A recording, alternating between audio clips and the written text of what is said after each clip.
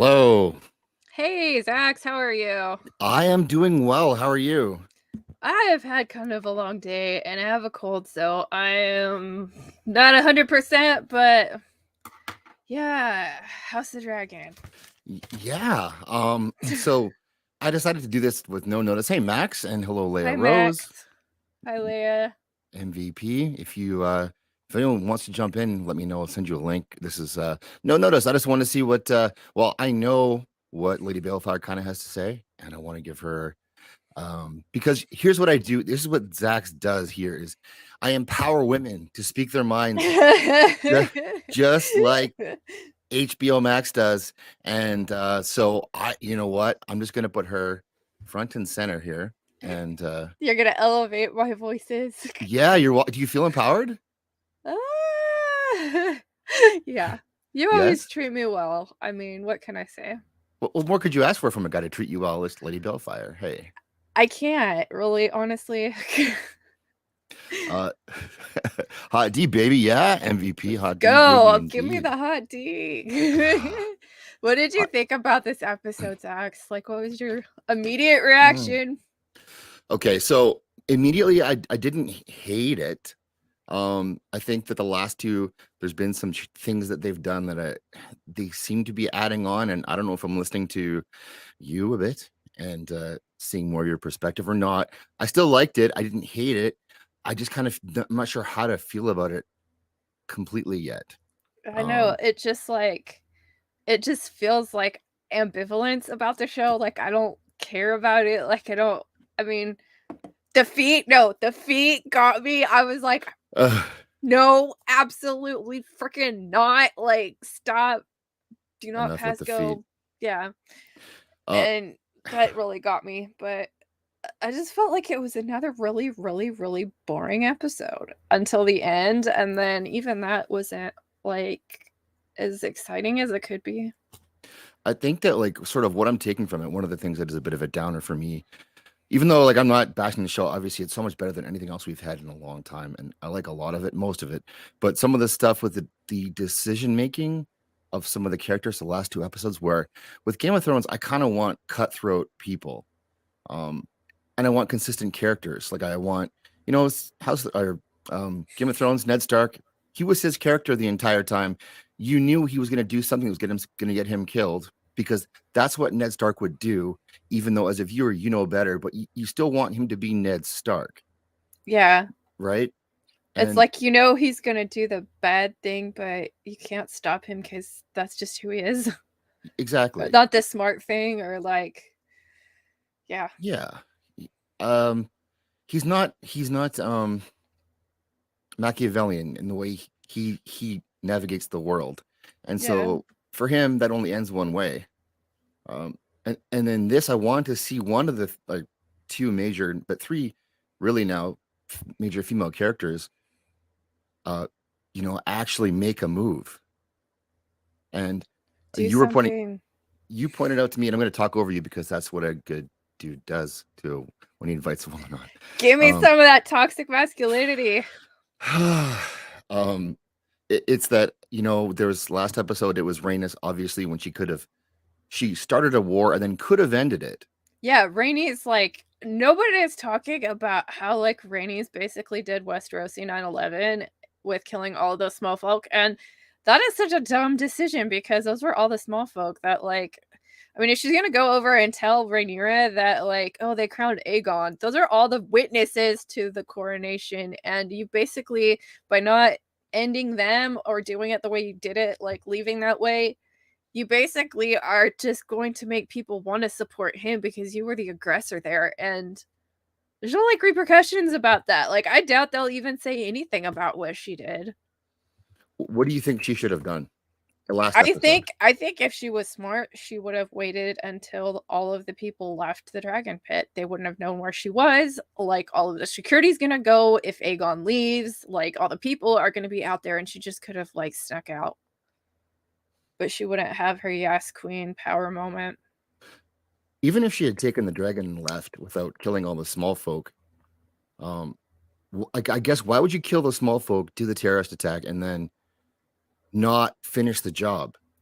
I don't understand it because she just goes on about, well, I'm not going to kill all these people up here like Alicent because I'm a mother and children matter to me. And I'm like, But you it's just just, killed thousands of people. you literally, yeah, like what? You also just started a war that's going to kill thousands more. And then she flies. It's so weird because she flies back to Dragonstone, and I don't understand how much time has passed. I'm assuming, I know in the books it takes less than a day to fly from Dragonstone to King's Landing, and I don't think it takes more than like a day or two to fly or to sail from King's Landing to Dragonstone. And in one of the other episodes, there was some issues with the time that it was taking people Yeah. to travel, and I'm just like, and I think they say something about like, oh, is there news from like Driftmark from Rainier Rhaenys? And it's like, no, why would they? Why you were all just literally together at King's Landing? Like, why would you think she went to Driftstone or Driftmark? I don't know. We got Flaccid Phoenix in the chat, and he is saying, Hey, lesson of Flaccid.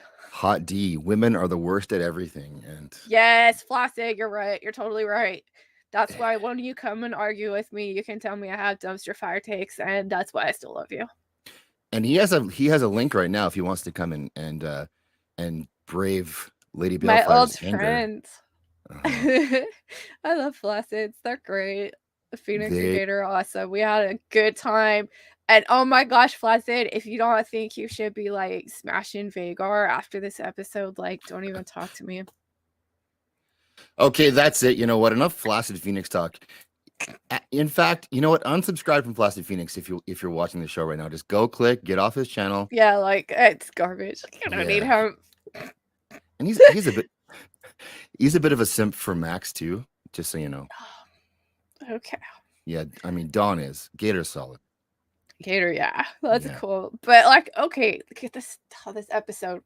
Can we talk about the freaking table?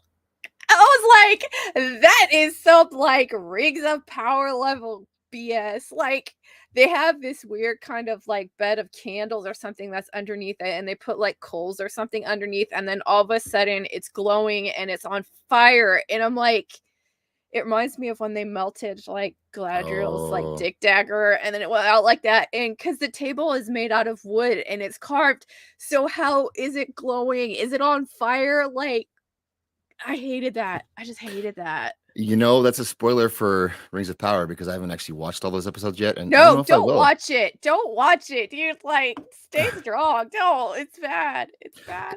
It's done. It's done. The damage is done there, huh? And we're in the Yeah. past. We're in the We got past. Flaccid and MVP talking about midterms. So I assume that's university, possibly, hopefully not high school. I know. I was like reading up about Max's like midterms. Good luck, Max. I hope you did well on them. I definitely know what it's like having been in homeschool myself. It was awesome to see Max back on the saddle tonight on his channel with Max's Man Cave. So it Oh, was cool. very, I'll have to like watch that. I enjoyed yeah. that. We got Lyle Hammock here, says, "What's up, Zax?" And Chad, hope Hey, you're all enjoying Lyle. yourselves. My wife is begging me to watch this series with her, so I guess I have to. I mean, that's kind of how life goes, right? Yeah. Lyle was our Rings of Power guy, wasn't he? He likes Rings of Power, or at least did. I don't know if by the end he was still a fan, but early on, I think he was. But he stands there and he stands his ground and he likes what he likes, and I totally respect that. I haven't finished it. Maybe the ending is amazing, but I kind of suspect not so much.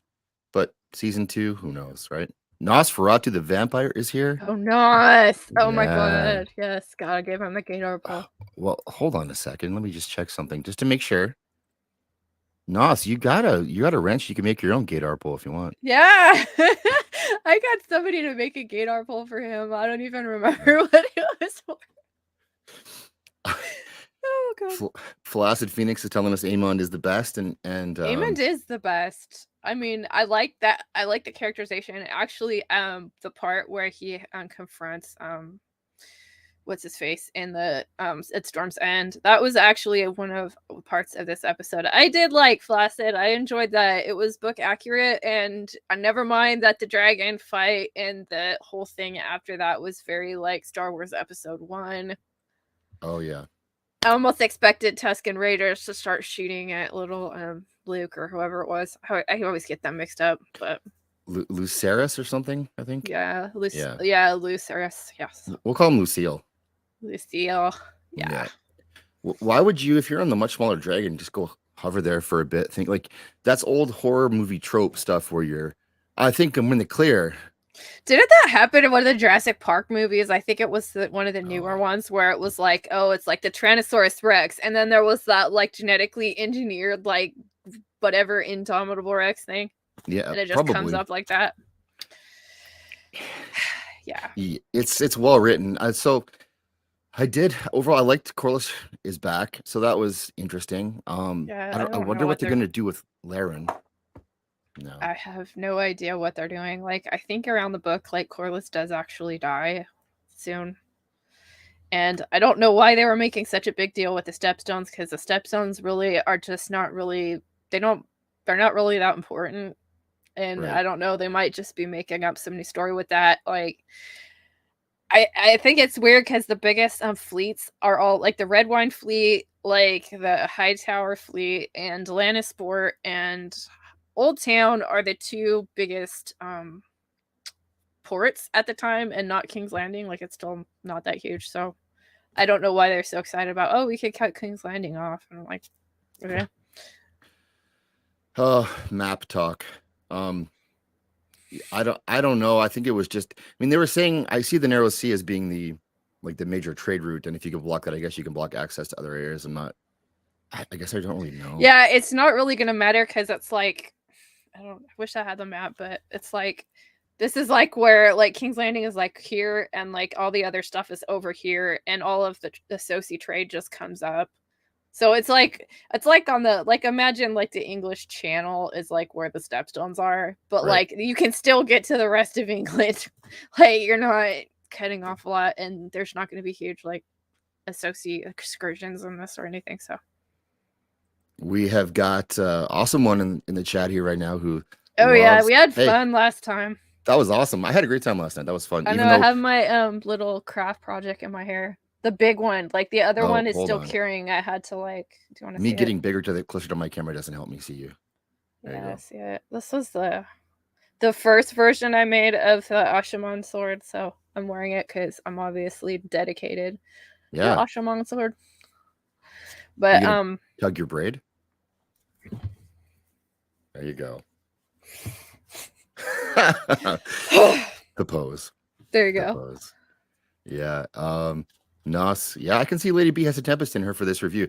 I do. I have a So lot of tempest. what did you love about this episode? What was your favorite part?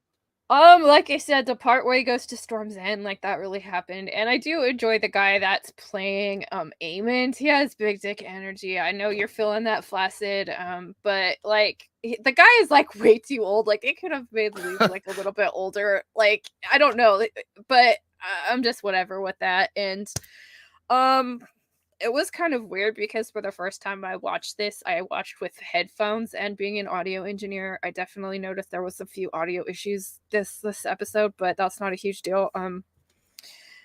Yeah, and I thought that was so weird when they had the Kingsguard like using like Night's Watch vows. I was just like, okay. Yeah, And then for like another crazy freaking burst scene, like yeah, the burst scene with the little dragon scale kid. I I don't know what that was all about. That was weird. I was just like, so much time on the screen. Like, could be like story, and I don't know. It was just showing you that she doesn't need any help. And then Strong women. even after going through childbirth, which, should have killed her, by percentages they've told us from the show, she was ready to like get back in there and start the fight right away and then stop the fight. And Yeah, and it was just so weird because it's like they haven't gone out of her way to like paint her as somebody that's like an overly caring mother. Right. So it just seemed kind of weird, other than like, oh, this is motherhood, childbirth, it's awful, it's bad. And like, she's like, the whole beginning of this show, she's just screaming throughout the castle. And I'm just like, why? I like this. I know. Targaryen and Yeah, shit like definitely. Definitely. strong women. Like, Yeah.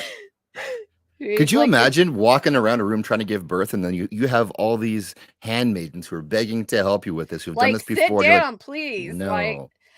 Like, I almost feel like kind of conflicted because in the book, she does get like, she's way more advanced in her pregnancy than she was there. Like, she would have given birth probably soon, anyways. And then she Mhm. just goes into a rage, and that like kind of incites her labor. And it's not like immediately like, they're just, I just don't like what they do with it. Everything is so like, I don't know.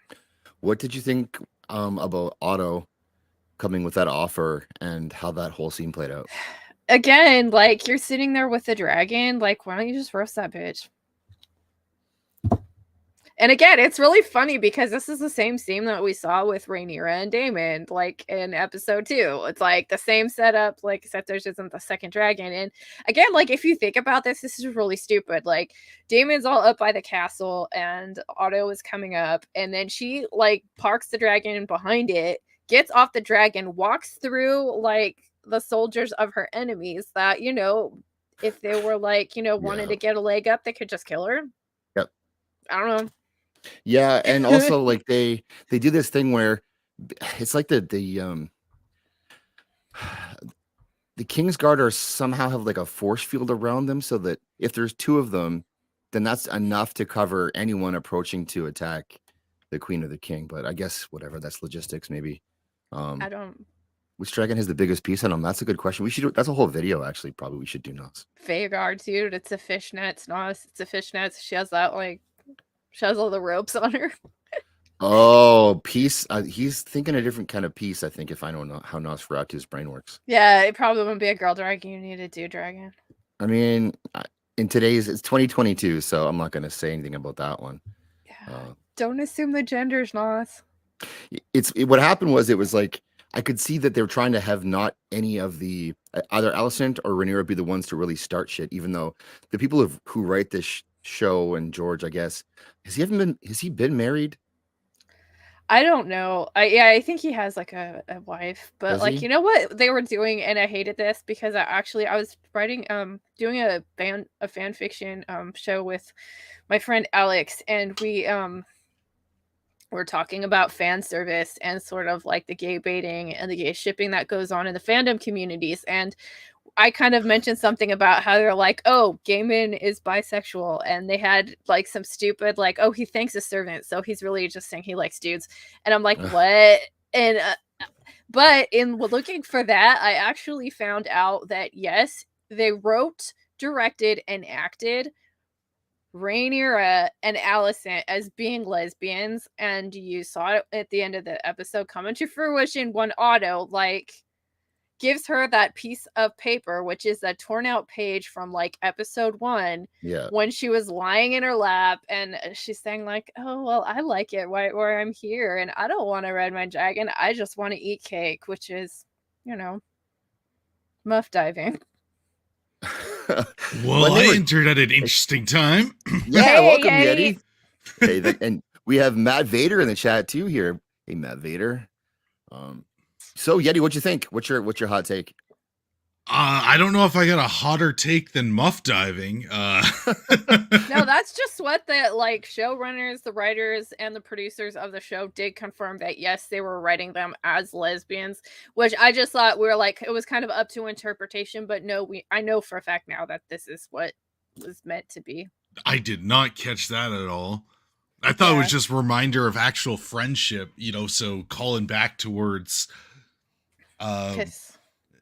not killing off the other people because they didn't swear loyalty, that there was a bit more there, that they want the crown, but they're not gonna seek bloodshed. And that was totally undone at the end. Yeah, and then she gives Otto gives Rhaenyra like that page that Alicent tore from her book that one day when they were young, and I don't even know why her dad would want to have or would have that or would even know about it. But I think that my first take when I first saw the first episode of the show is that they were going to play them off as lesbians, and then it was going to they were be just bad. friends. No, this is like I was Yeah. just willing to say I was wrong with this, but then when I was researching the episode for like something else I was doing, and I was looking at like gay fan service and like what it was supposed to be, I said no, there's an article confirming it, and I can share that if you guys want. But I was just No, really Okay, is Okay, it the but Yeti, head writer? there's 3 shows here, Yeti. There's the actual show we've watched. There's the show that goes on in the rags, like Variety, and then there's the Yeah. show that happens after the show where the showrunners act like they have no idea what happened on the show they just made. Yeah, it No. definitely sounds that way. It's like there's no such thing as actual friendships because No. from the beginning, all I got is they are close friends. Like you know, I thought they people were have just friends. hinting it. Yeah. To be honest, like they were just hinting at it because the eating cake reference is definitely sexual, and have I've her never say heard like that. she wants to be in her lap and she's happy where she is, and then they're like, That's "There's a just kind of girl like-" stuff. Like that's Yeah. girly girl stuff. Oh, Yeah, fight. I could have just given it like to them and saying I was wrong, but no, I found an article where like the writers, the director, and the actress is saying yes, we meant this to be them as being lesbian. So I like They've said a lot of things that haven't shown up in the show. It sounds I more don't like know. padding their resume for a future job than maybe actually, I don't know. like you see this so often in shows where actors or directors will say some outlandish thing, political in nature, and there's no reality to it. Like they're just saying it to say the right thing to get the next job. I don't Spitting know. bullshit.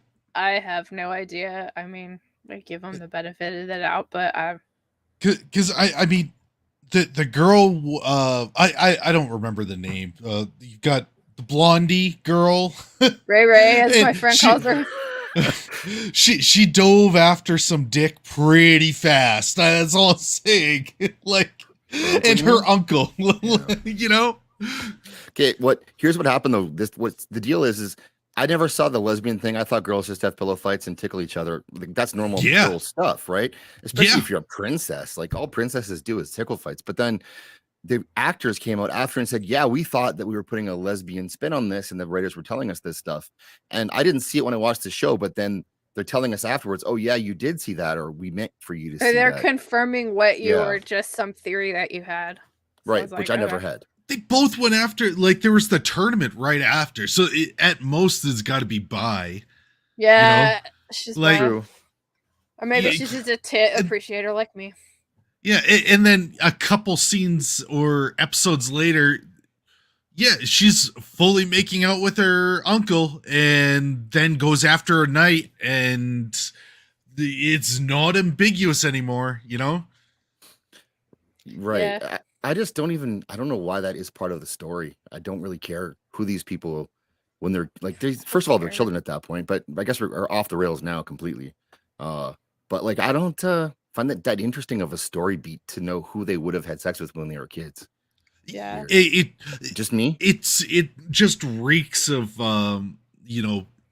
activism posturing. It just, they got to say these things in order to claim that they put in representation so that the next job that comes by, that they'll say, "Oh yeah, no, we secretly did this, and here's one article of proof." I True. don't get it. So- And hey, if she's a bit of a freak, cool. I don't care. I don't care either. I want to see dragons. Yeah, I know. I don't. I literally love that care. ending. Oh my god. Of which So- episode? This one or the last one? Oh, the one, yeah, brand new one. Okay. Episode Yeti, 10. What did you think of the end of the last episode where with Rhaenys and the dragon and at the coronation? When it comes to that, and sorry, Lady B, if I cut you off because it felt like you were about to say something. Mm-mm. Okay. I don't know, it felt like someone different was writing the last episode than basically all the other ones, especially this one. Like the girl just, the old queen storms in with the dragon and massacres like 200 civilians just to, say bye. Like, Yeah. like she did. It was so unnecessary, especially with her lines from today, from the latest episode, where she said to her husband and convinced him she's the only one showing restraint. Like, you just killed 200 civilians. Where was the restraint? Like, I think somebody else had to have written that, because it doesn't make sense. I honestly, watching it, I forgot that happened, because I liked her character, and she wants best for the realm. It's like, and the old sailor guy with dreads. I'm so bad with names. Everybody should know that. I just make up names because it's the only way I keep track of them. But he finally reached the point where he's like, oh yeah, we shouldn't just be going straight for the Iron Throne. There's more important things. He saw the light, and his wife had the same epiphany, and so it like brought this peacefulness together. It's like, and then you look back a couple one episode, and she's murdering hundreds and hundreds and hundreds of people. Like, but Yeti, what else did she say? Sorry, Lady B. What else did she say when she was scolding Corlys on this episode? There was a key thing she said about her kids, right, Lady B? Yeah, she was going on about like her kids are in direct inheritance to the throne, and it's so silly, because it's like, I can't figure out why she has this beef with Rhaenyra. It's not in the books, and it makes no sense. Rhaenyra married Laenor. It's like, your grandkids are like the heirs to the freaking throne. So what are you complaining about? See, I totally read something different there. I read that because of the line of succession, and that she's got the legitimate claim because brunette Queenie made everything up about her kid, and the king saying, you're going to inherit the throne, or like, you are the true king, because he made that up. That with that true line of succession, if they don't support her, somebody's going to try to murder their kids, because they do have that legitimate line, and it can be traced through the new queen. Yeah, I think that's like a thing that's going on. I mean, it's like, technically, if you go through the king's declaration of Rhaenyra as the heir, like, her children should be the ones to inherit it, and then Corlys goes around supporting his grandchildren, saying like, I don't care if they're not mine, like, they have my name, and that's all that matters. And I could see, like, yeah, she should be worried about her grandkids' safety, but I don't know, like, why, like. Well, to me, what stands out is a couple things. First of all, Laenor is not dead, so who's gonna be able to ride sea smoke? I don't know. I mean, I guess that's the problem too. His is like, dragon. in the story, in the book, like, there's more of a mystery, and in Laenor's death he actually dies for once, and it doesn't, like, there is a question of what happened, and it wasn't like so obvious, but they can't kill the gay character, so. Well, and the other thing is, so she says our children, our grandchildren will never be safe as long as the Aegon is king. And she was just like, you were just there the day before with your dragon pointed at Aegon about to be king. And if you cared about your kids, yeah, your grandkids, just pull the trigger on that one and it's over. Now you're going to do it this way instead? That makes no sense. Those are opposites. And then and Flaccid has a point, though. Like, I think that's what the show is trying to do. I'm sorry, like, I have a hard time like shutting off the part of my brain that read the books versus like what happened in the show. And I know that she thinks that like Rhaenyra and Daemon killed Laenor, so. See, Zax, I've got less of an issue there, because it's more of a respect thing. There's no declaration of war. The king just died. It was the moment of respect before any full out war, because it would have been kind of a coward's way out to break in with the dragon. When nobody, it was honorable to not just blow them away and kill them. How does that work out in Westeros, though? Pardon? How does that work out for people in Westeros to be honorable? A lot of people die. A lot of civilians die, but yeah. But I don't know. Honor is a big thing, and that's why the Red Wedding was such a big deal, because of the ceremony and ceremony basically saying you are safe here. It's a massive like screw you to the gods that he did when he murdered the whole family, right? So like honor does mean something, and I think that's an important trait to the old that old queen princess. I really need a list of names. Rhaenys. It's not just you, dude. It's a lot of and they're all kind of the same. They all sound so similar. So it's just like, okay, this is Oldie, and then I got Blondie, and I got Brunetti. Apparently, all my names are going to end in Y now. Well, probably, yeah. I'll send you a link. I don't want to go past like top of the hour, but if you want, I can't really stay for that much longer. But yeah.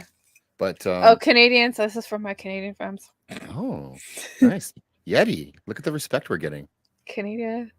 And Tim if you're Hortons? dumbass Quebecois for you. I love Tim Hortons. That's even less respect. Well, I don't know. It's in French on the other side. They're trolling you, I'm not a fan of Quebec, but I got this on the Tim Hortons. That's on the Coke, like close to the end of it. The Coca-Cola is beautiful. I am going to go. I'm going to go kick a link to Abominable. So please vamp. Yeah. So what have you guys thought about like the show as a whole?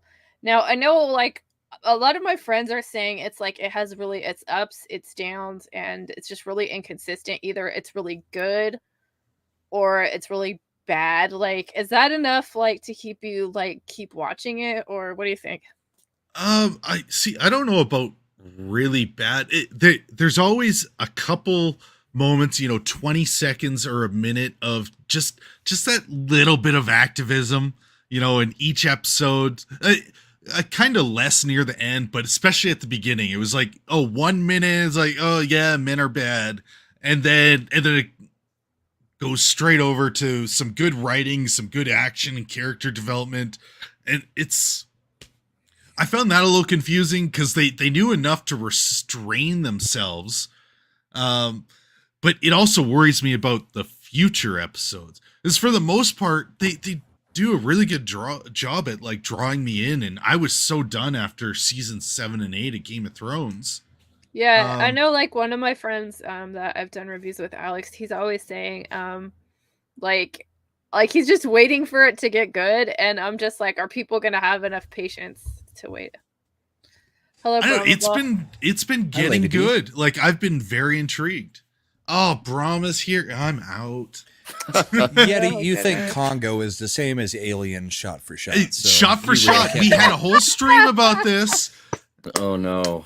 It is, and all proof was there. You want to hear some weird story? Like, somebody told me that like Shrek is or House of Dragon is basically like a retelling of Shrek, and the freaking like animation. I wonder if I could share this. I'm gonna see if I can find it. This is just too funny. You have to see it. Hey, Brahma, what'd you think of the episode? I thought it was good. I really loved the chomp at the end. That was good. I love that. That was awesome. I mean, the showing of the scale of the dragons was amazing. Shit. I couldn't believe that's how much. Why the hell did it was Luke, right? It was Luke that was going to meet at Storm's End. Why the hell, when you see his dragon there, would you not just back off? Yep. I mean, because it was his duty as a messenger. Thinks it's his duty, but I mean, you're screwed right there. He was trying not to disappoint his mom. Yeah. I don't know why he didn't try to hide and stay low, because he went high. Like, no, higher in the skies is more danger. In that canyon, He could have just been there like a womp rat, just hanging out. I mean, it's not like they have lasers like Luke did. I was thinking that too.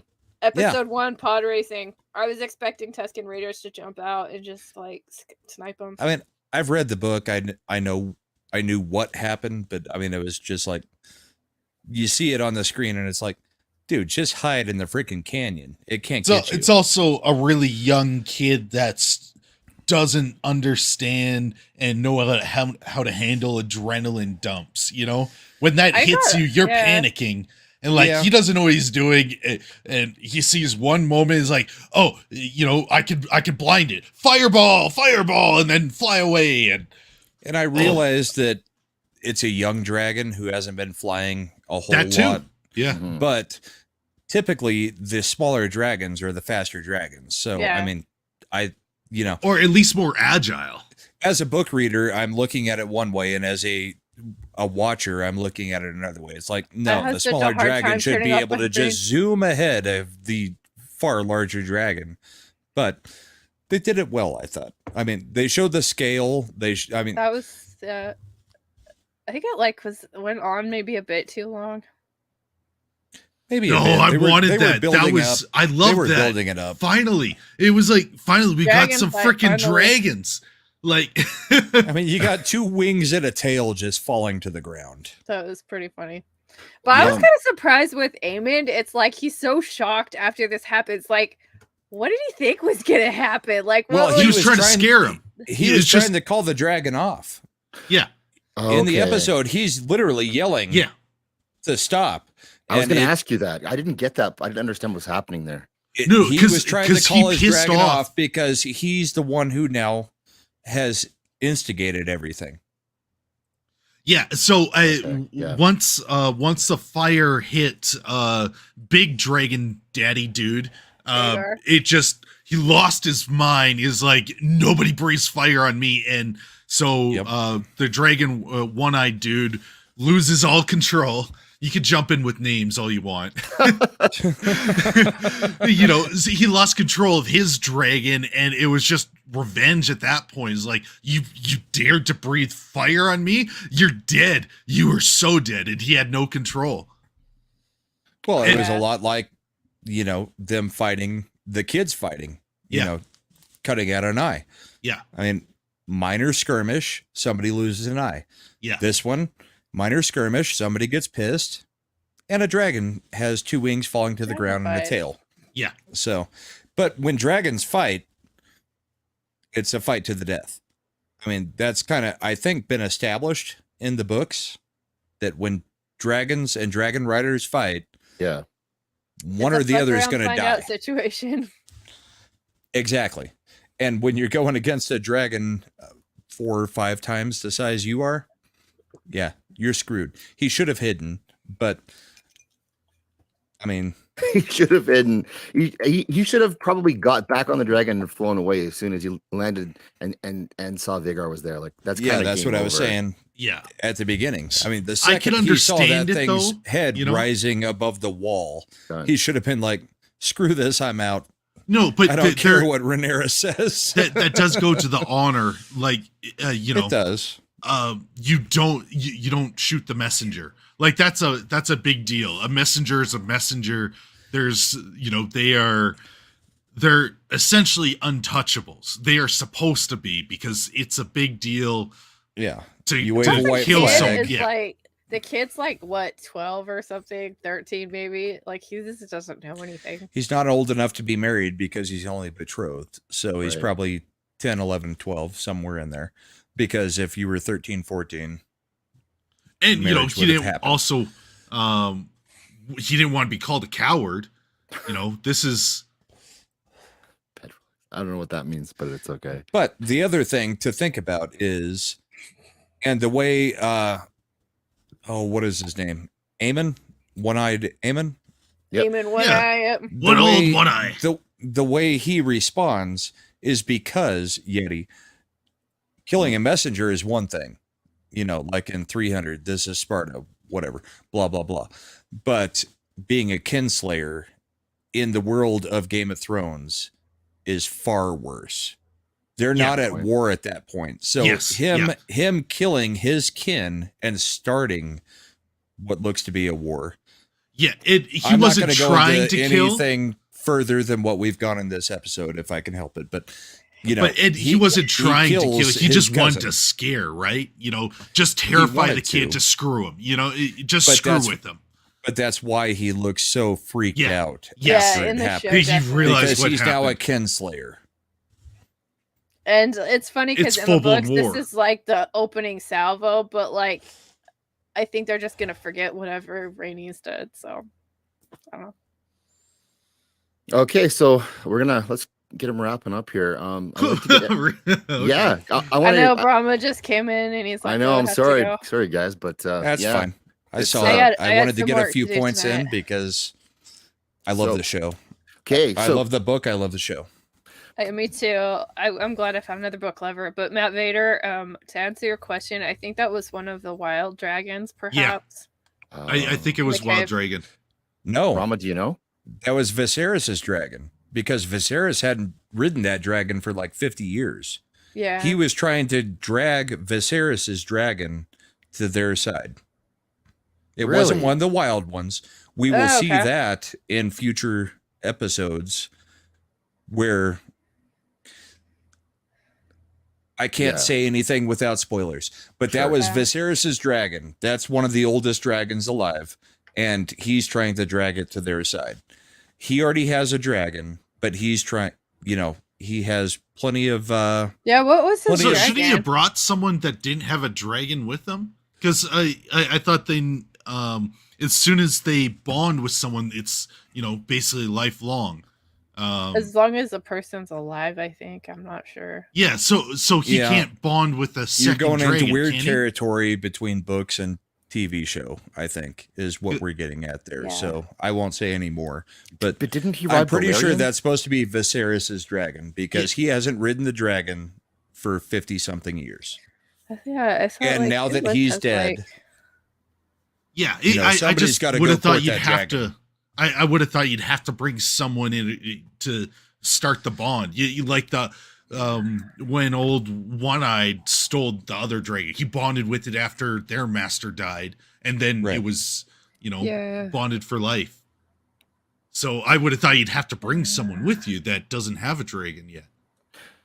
I'm going to avoid spoilers. Yeah, every I'm way trying possible. to figure out like Yeah. Brahma Bull. Didn't he drive? Didn't he ride Balerion? Viserys? I'm trying to figure out who He he rode- rode. He rode him once, Oh, okay. one time, All right. Yeah. and that was the biggest dragon on the continent. Yeah. Okay. Yeah. Dude, you know your stuff, Brahma Bull. I should have. If I Yeah. had known, I would have. I mean, I was trying to. He immediately regrets me and the way I name everyone. One-Eyed Blondie. One-eyed blonde guy, Yeah. the guy with the cornrows, cornless. Yeah, that can't wait. That cannot be Viserys' dragon because Viserys rode Balerion and Balerion's dead, and it's his skull that was in the set piece, like where he's talking to Rhaenyra in the first episode. He rode So- Balerion one time, but I think Yeah. he had his own dragon. The thing is, the show I Dragon's think dragon. is going He separate never, from. he never bonded the with books. another dragon, so that's just according to the books. So I had to look that up. I could be wrong. Wait, 'Cause I don't- doesn't he have his own dragon? What I remember, I've not read the books, and when I Yeah. read the book, I capture a lot more. When I listen to it 2 times on Audible, Yeah, it it's doesn't stick different. as well. I was I just guess, curious I for agree. myself because I was watching it with my friend earlier, and we were trying to figure out what dragon it was, and are they just bringing in some? Because they mentioned all of the wild dragons. They mentioned Sea Smoke, which is Laenora's dragon, and Sea smoke is, yeah. we were just wondering if they're gonna bring in And there's 3 wild dragons. and the 3 But- wild dragons. I think want to know that why was nobody's supposed to be tried to get Viserys's the wild dragon. dragons That's what before I this think. point. Well, that will be probably something that they'll have to do if I don't know how slow this show. If this show keeps up at this pace, this might be like season 3 that they get into the wild dragons. I don't know. So Matt Vader, I thought that too. I thought he was going to get a wild dragon, and either way, what they do with the story with this stuff. I mean, sounds like I'm talking about Rings of Power, but the visuals were Like that whole scene was incredible with the dragon in the cave and singing to himself. And I mean, Damon's an incredible character on the show anyways. And the Matt dragon Smith stuff was well done blown it too. out of the park. All episode the dragon stuff was good, except for this could have just been on me, but on that scene when he cleared the clouds, did the dragon look iffy for anyone else? Yeah, the dragon looked really horrible in that scene where like Matt Smith is talking to the Kingsguard with the lighting. It just looked really bad. I don't even know why they had that scene. It's like you have the Kingsguard that are loyal to Rhaenyra on Dragonstone because they're loyal to Rhaenyra. Why are you making them swear? Well, because he doesn't know, because there's been a big split, and yeah, I guess it's just a difference with the book, and it's like I've told so many people, it's like I just assume knowledge that doesn't necessarily cross over to the show. So I think that like we're not taking into account all you need is a scorpion. If you have one scorpion, these dragons are all toast, right? One scorpion on a boat, and we're good. We got a lot, yeah. Vhagar has no chance. Yeah, the thing with Vhagar is like Vagar's old and slow, but she's a big one. Oh, we got Steve on. Steve! Back for more? Nerdporial has sent me to crush you. Oh, he said, crush that man. I don't know. Like, Steve was like going on about potentially liking feet or something, and I'm like, no, see, Roman, no. See, Roman, the Dick Empire, it said that I was like Laris, so he compared me to Laris. Oh, that's rude. So every time he comes up, he now does the foot, the whole foot thing. So Roman can, you know. Yeah. So hey, coming in with a bang. Yeah, what's up? What's going on? We've been quite busy today, haven't we, Steve? Yes. Yeah. Hey, what's up, bro? I don't know. I have no idea what the hell's going on. Like, I'm half asleep. Like a 24-hour shift. I stayed up all day. I think I fell asleep a few times. I don't even know where I'm at. But yeah, here we go. We watched. I'm guessing your house. Maybe. I think it's my room. Just shot in the dark. Yeah. Oh boy. So what happened was I was watching Lady Balefar go off in the chat. So I'm like, she's fired up. Let's put her on. Let's put a camera on her and put a mic in front of her and see what happens. Fired up because I know you were. I got in there late because I was watching the show with my guest next week, Dane, and you could imagine, if you know the two of us, how we are with things that we see. It's like every 3 seconds, stop it, please, Lady B. Like, and then I'd stop it, and then we'd all have to pontificate for like 5 minutes. So it took us like almost 2 hours to watch it. Oh. Yeah. Well, yeah. I know. What did you guys all think? I'm assuming you all watched it. Yeah. Yeah. I don't think they've made a misstep with this show so far. I think the show is really not that great. It's like mediocre at best. It was really boring, and there were a lot of really unnecessary scenes in the show until the end, and the end was like, okay. I think they should have ended with blood and cheese. I don't know about you, Brahma, because you know the books, but yeah, so I don't know. I think they could have gone back another 75, 80 years for the first season if they wanted to, and that would have been really boring. At least they're jumping into the part of the book where something starts happening. Yeah, I just don't like how they did the time jumps. It's kind of, I think it's lacked, you know, the reasons we like Game of Thrones is we like the political intrigue, we like the scheming, we like the action that's missed in there. And if you're jumping like between every episode between like 5-10 years, it's just like you can't develop that. So we never got that. So we got lots of talking, lots of characters giving exposition. Like the first 15 minutes of this episode was just like characters saying things that they should know, but they wanted the audience to know. So, see, I thought they did a lot more showing than telling in this. Then, I mean, if we compare it to, you know, of course, Rings of Power, that is also a history, and this actually gives a history that's compelling to watch. Rings of Power gave a history that literally 10 minutes after I watched a scene, I couldn't tell you what happened in the scene. Nothing happened. I mean, nothing. Literally nothing. I don't know Zero. what I watched in an episode of Rings of Power. I know what happened in an episode of House of the Dragon. Well, and I don't know that there has been far better. Yeah, I mean, it may not be great. I don't know that there were many huge exposition dumps either. Like Rings of Power was full of them. I mean, there's some exposition, but it's useful exposition. It's like in it's one of those. It's done in a way that it's not just like, why are you telling me this? It's like it's involved in what's going on currently. So, I mean, I've liked the show overall. This last episode sort of left me cold, especially because like it just sort of like I had to ask like that is like. Because somebody need to remind me it was the finale because it didn't feel like a finale at all. What? It just sort of Yeah, it didn't really. Come on, a kid just got murdered by a badass big. That ending scene leads up to one of the biggest cliffhangers you'll see in a show. But I mean, nothing. So what happens? Yeah, he got eaten. So what? I mean, nobody knows.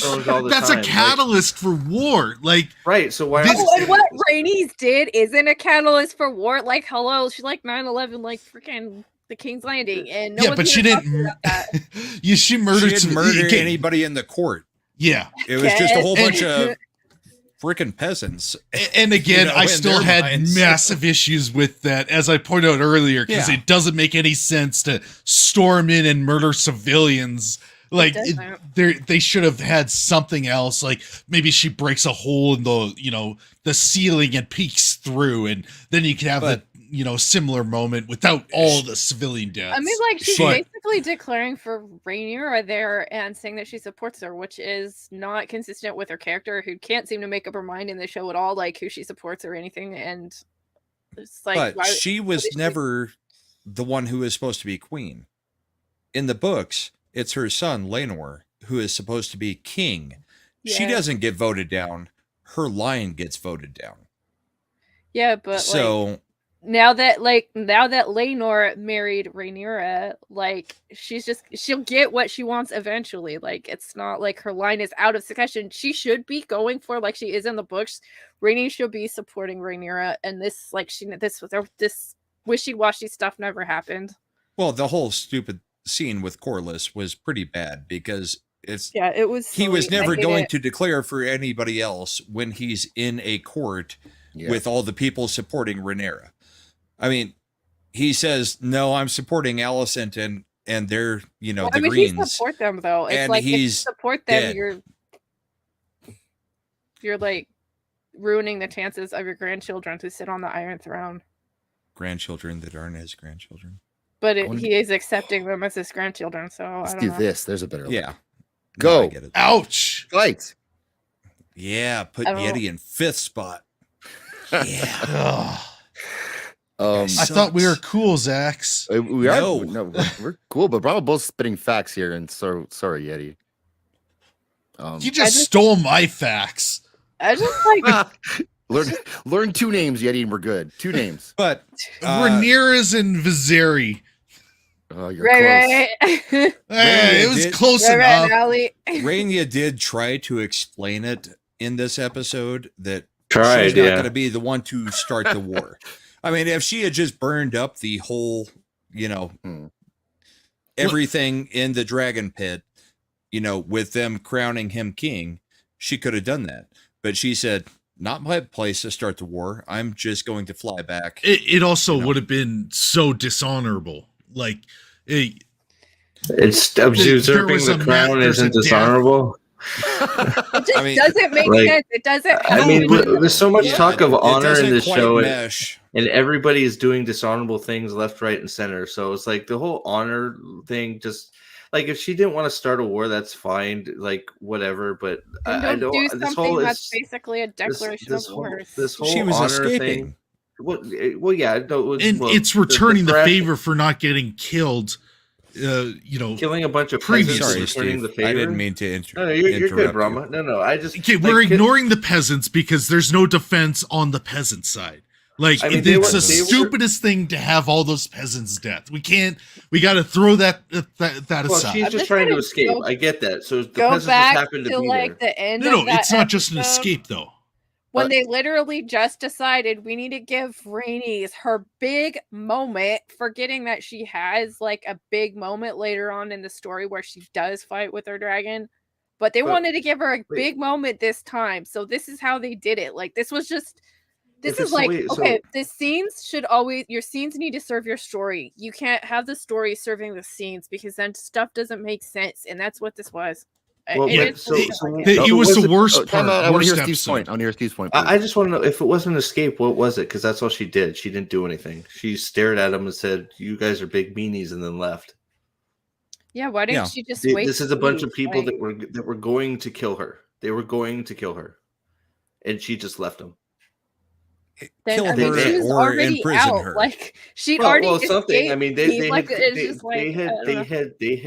had pointed her out as a problem, and they locked her up in a room instead of a prison cell, and to decide whether they needed to kill her. They weren't going to kill, though. How do you know that? Because the queen made that she's a problem. The line that you cannot cross.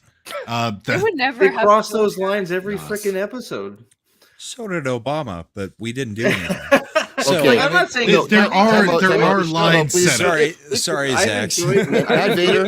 I'm just saying, it's just. I want to point this out though, Matt Vader in the chat. He's right. We nerds haven't had actual fun talking about a show since the last Game of Thrones. That's true. This is fun. I love this debate shit. So no, it's all. This is an actual good show to talk about.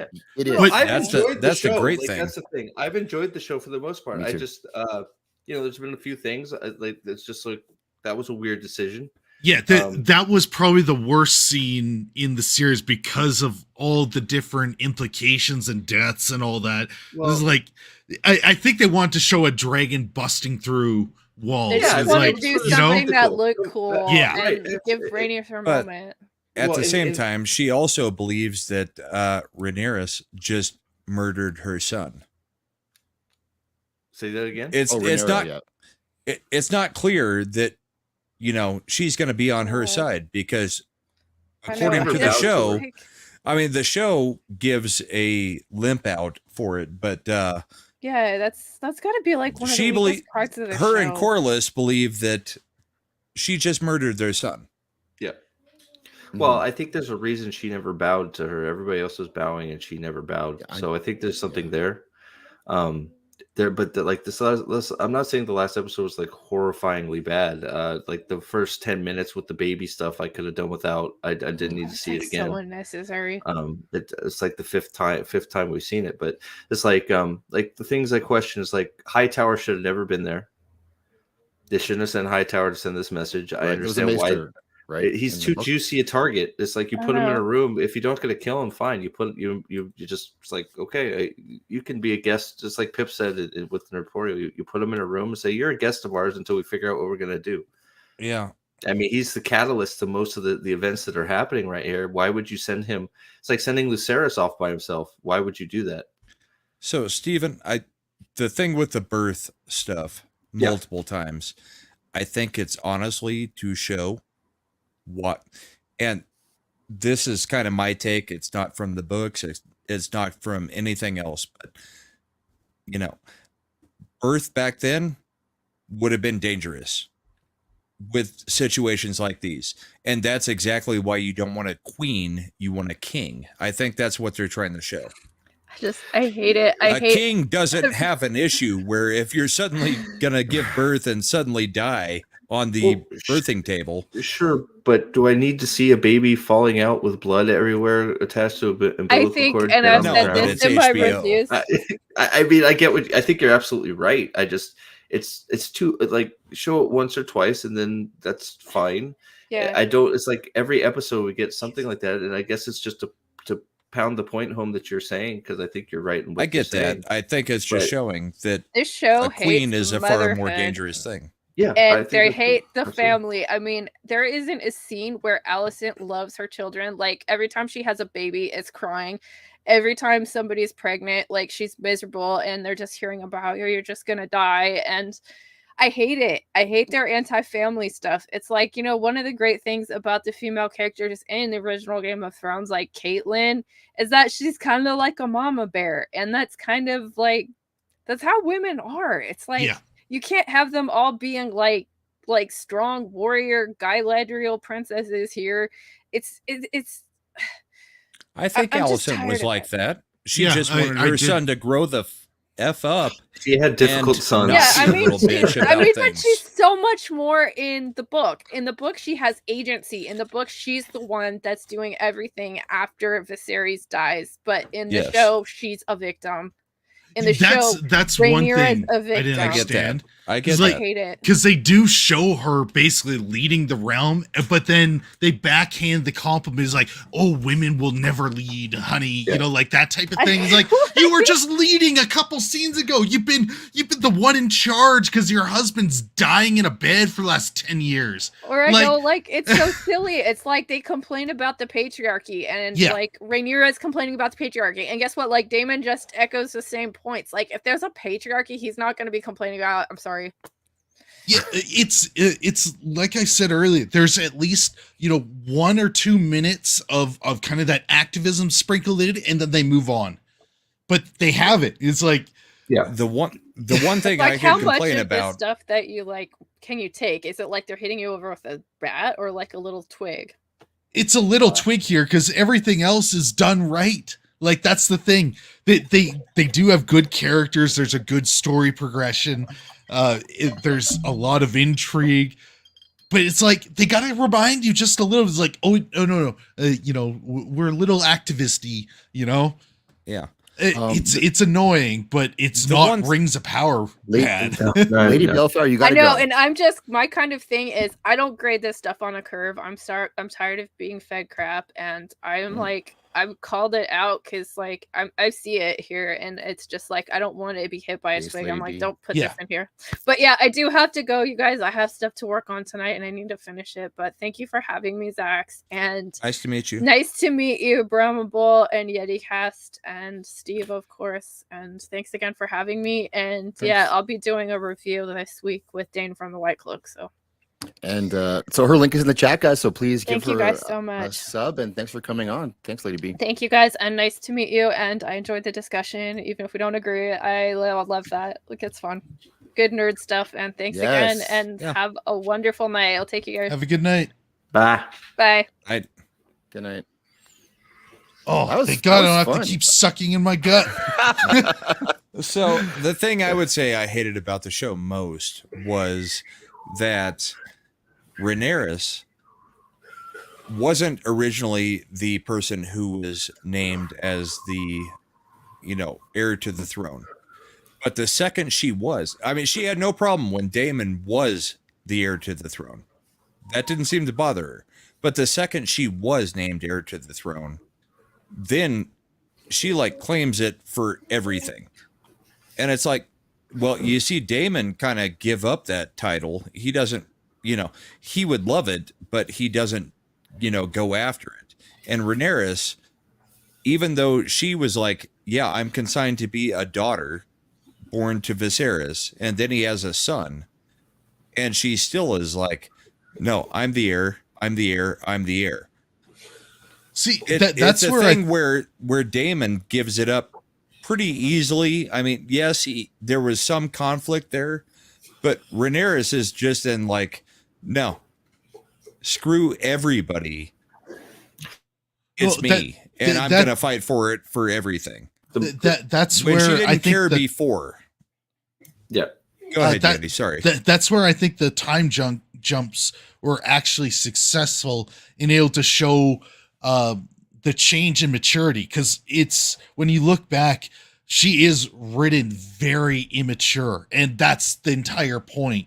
It's kind of, it gets annoying because you're not seeing any progression, but the progression comes over time, and then she's accepted and become a mother and stuff like that, and she's taking everything very seriously at that point. So it's like, it would have been nice to see on screen, but it still made the immaturity effective. Because do you want to say something about that comment, Zax, or should I? You go. Matt, the line of succession was decided by a vote before that. Nobody knew about any of this prophecy, from what I can tell, from anything that was written before. I mean, the former king died and they named the successor. So how does anybody know about the freaking prophecy? That's one of the biggest problems with the show. And yes, I can't remember if it was in the book. I don't. One of the biggest problems with the show is this prophecy has nothing to do with anything. Nothing. They just wanted to say added it in. They just wanted to say a song of ice. They just wanted to say a song of ice and fire in the show several times to remind you what is connected to the prophecy. Shouldn't be there. No, and I'm not attacking you, Matt. I'm just saying I don't know what wasn't anything involved with anything. I can remember from the books. The whole because no, Matt, no. I don't think that no one's saying like I listened to the book a long time ago, so I barely absorbed any of it now. But yeah, I in general the prophecy. So not what you said about it is not what I'm saying. I don't like that they included it in the show. I think that it's a callback to a show that didn't end well. So why draw my attention back to that? Where that we know that prophecy never comes to pass. So just leave it. I think that's what that's my whole point. Just leave it. But it's kind of the member berries, writers like, oh, see, there's this other big thing, hey, remember this is. I don't want to remember Game of Thrones. Yeah. So they can't help it. Ruins the show when they try to bring back things from the other show and it doesn't clue in. Right. Well, didn't Daemon choke his wife because of the he wasn't told this prophecy. He didn't know about it. Yeah, isn't that the reason why he was choking about it? But Yeti, what I'm getting at is you'd be right, Matt. Yeah, they voted in Viserys. The former king. They voted who was going to be the successor. So there was no chance that Viserys knew what was on the freaking dagger that he's showing to Rhaenyra. Okay, I got to stop you though, Brahman, because I heard a whole bunch of ballots came in at like 4 a.m. Yeah, I mean, for Viserys, we had to cut the voting because there was a whole bunch of water leaks and whatever. But mail-in ballots. But that's where we're at with it. I mean, that's one of the biggest problems with the show. Is they're trying to hang things on that for the narrative, and it doesn't make sense from the first episode or second episode. Viserys this episode wouldn't have known. Wasn't Daemon choking her because he was angry he wasn't told about this prophecy? Didn't that So why would he be choking her? Because he doesn't even freaking know what the prophecy is. That's the thing. I know. It makes no sense because she's just like sneering at him about something. It's like the saga. It's like, why would he be mad about that? He has no idea what that means. Because his brother told her something that she wouldn't know. But at the same time, nobody freaking knows. So, I mean, I like the show. I love the show. I think it's been a fantastic show. But because I couldn't understand why he was choking her. It did not make sense. And because his brother shared something with her that he didn't share with him. I think it's more general because his brother was stuck in these fucking prophecies that he was sick of. Daemon hated the prophecy stuff. So he may not have known this specifically, but he knew that was the thing his brother did. So I think he snapped because he doesn't like that part of his brother. He thinks his brother was peaceful because he would not bend to anything because of prophecy. He would not. His brother was completely unable to engage in anything. Viserys did nothing. Oh, sorry, Paul. Hopefully that's good. Yeah, the strong children are so fucking tiny. What's up with that? Yeah, they're ridiculously tiny. What is up with that exactly? They've changed a lot of ages for the show. I mean, Alicent was 19 or 21 when cast better. That's all. When Rhaenyra was 13, 14. In the book. The problem is you got the Alicent's kids are like huge compared to the kids that they should be about the same size as, and you can't. The casting is so miscast that it's like you see Aemon next to Luke. Luke looks like he's 9. Yeah. And Eamon looks like he's like 18. It's just like, and Brahma's a hockey guy, so I know he knows how big those 16-year-old kids can get on skates. Those 6'4" defensemen. Shit, I had a guy in 5th grade who shot up to 6'5". 6th grade. There you go. And we thought we were going to win every state championship in basketball for the next 10 years. But he was so fucking uncoordinated, he couldn't even get a layup in. That sounds about right. Yeah. Okay, guys, I got to go to bed, so let's go around one time. And I would like to get your thoughts overall of the episode and then of the series, the season 1. Just in general, let's go. Steve, let's go to you first, dude. Me first? Yeah. I enjoyed the series overall. I think it's definitely by far the best fantasy we've got in a long time. So I've enjoyed it for the most part. I wasn't as keen about this last episode. I think it sounds like the panel was. I think there were some problems, including Hightower being there. I don't think that made sense. I don't think sending off Lucerys made sense. I didn't like the beginning with the whole baby thing, so I was left in a bad mind frame there.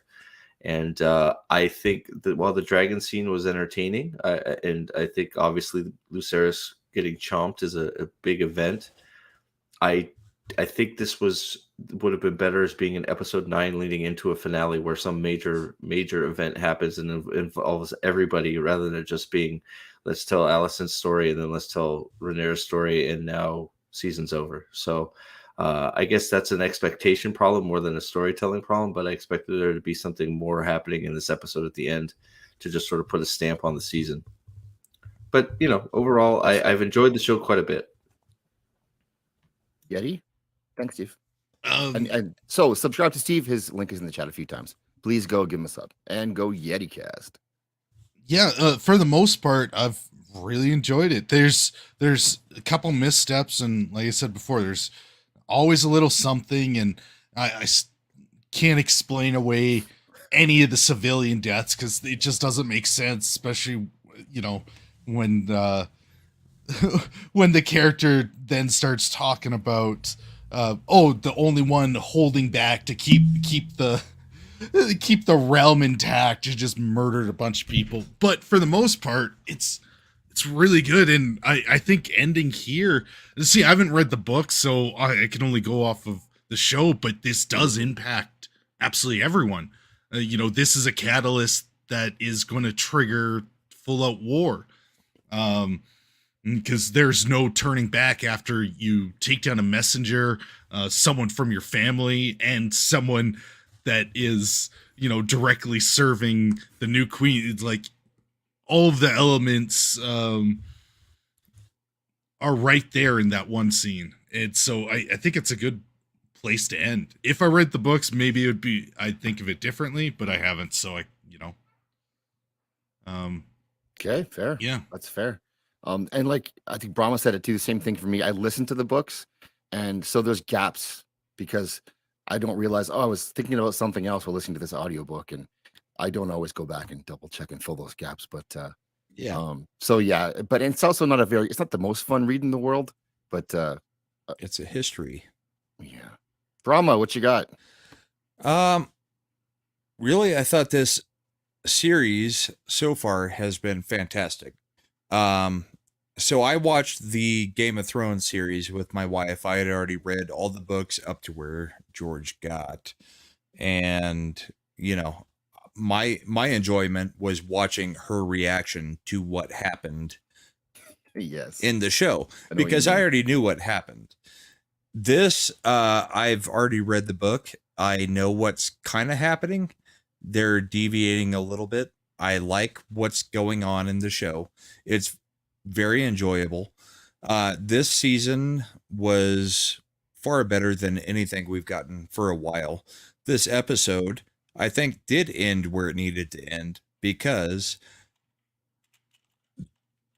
if you read, I don't know how to say this. If you read the book, if you know the story, then what we've gotten so far is nothing.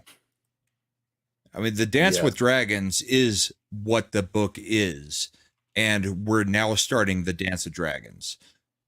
From the chomp chomp moment in this episode, we're going to start the Dance of Dragons, and that's what's going to be engaging. We've had a lot of political intrigue. We've had a lot of things happen in this series so far, but it's nothing. I mean, the next season, maybe the next 3 seasons are going to be fantastic. I don't know how they pace it because it's hard to say without giving out spoilers, but we're going into something exciting. And if my wife had watched anything beyond the 4th episode because she's lazy, I would be able to react off of her, and that would be fantastic because she liked the first 4 episodes. We just haven't been able to watch the rest of them together. So, from the normie perspective, my wife really liked it. It's just she doesn't get into TV shows the same way everybody else does. But as a book reader, I know my wife will like it, even as a normie. And we're going to go into some crazy stuff in the next few seasons. I mean, it's going to be wild. So I think everybody will like it. I think you should give this the chance it deserves. It's not the same show writers as the end of Game of Thrones. There is a finished book, unlike Game of Thrones, where the series wasn't finished. So we know where it's going. Read the book if you want to know, what's coming down the pipe. If you want to be surprised, at least we have a guideline for it, unlike the end of Game of Thrones. So I guess that's where I'm at. Whatever. So Matt Vader, thanks, bro. So you're like, sorry, Yeti, I'm a terrible host. I didn't post your link, but it's in there That's now. okay, man. I thought you were a mod for some reason, and so. Oh, I'm on the Streamlabs site. I don't have the other one opened at the second. Because you taught me how to do this shit, dude. So. I know, and you've already passed me. You've multiple times. You've lapped me. Whatever. It's true. We just right play place, right games time on Yeti's channel. That's gonna change. I'm developing a schedule and all that. And good. Attaboy. Yeah. Use that channel. I'm trying to do the same thing. I want to do some scheduled stuff, some stuff like this, where just something happens so we can jump on and chat. It's kind of fun to do, really. But Matt Vader, yeah. So I don't know if would you say that's more of a prologue this season? No, I'd say this is the start of the main story. The prologue was about 150 years before this takes place. I mean, they skipped a lot in the book to get to where they are now. I mean, you had all of Aegon the Conqueror's story in the book. Yeah. And then you had the generation or couple generations between this and then.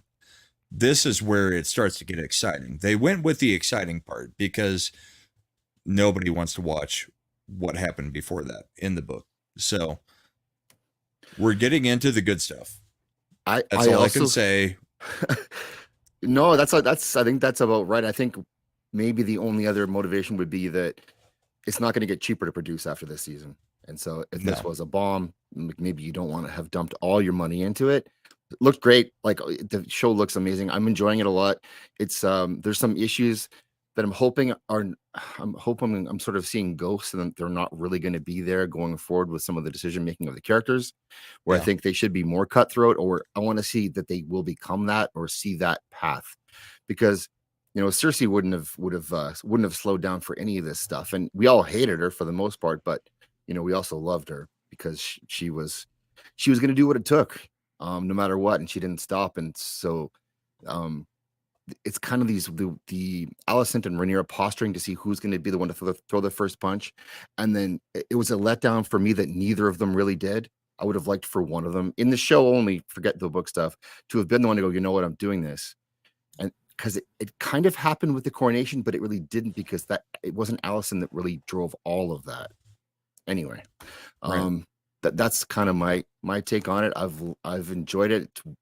And it's been said a few times, but it's so fun to have fantasy stuff we can just argue and debate. Yeah, I know. Yeah. No name calling, and you can like and not like different stuff, but overall, like this is what we want, right? You know, the one thing about this show is doesn't it kind of sink in how bad Rings of Power is? Like for a fraction of the budget, it's night and day when you look at these shows. Rings night and of day. Power, Wheel of Time. Oh god, Name the it. show that should not be named Wheel of Time. Oh my god. Yeah. So I'm convinced that those shows is just for money laundering, because there's no way you could put in $1 billion and have what was on film. There's no way. Did you see that when you table? compare it with this? Oh, the craftsmanship of that table, man. That was $1 billion table. When It's a very expensive table. Yeah, that was sweet. They grew that table. It takes a lot to grow a table. And they showed what went into making the table light up. Even, I mean, that was awesome. I was like, oh details. man, Yeah, it was pretty cool. Even though I don't know how it would work, but it was a nice visual. it was I candles. don't care how it would No, work. It was awesome. Yep. All right, guys. It would take someone a long time because it was pure stone. I think it was pure stone, so it was carved. Money laundering, yes.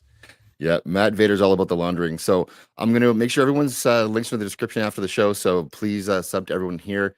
Brahma Bull, I think I got you in here a few times. Except for Brahma Bill. Cool. Go unsubscribe from Flaccid Phoenix because he's not here.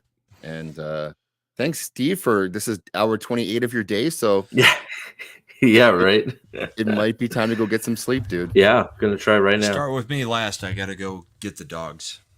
All right. Okay, thanks everybody. We're out. Good night. Thanks for watching. Bye.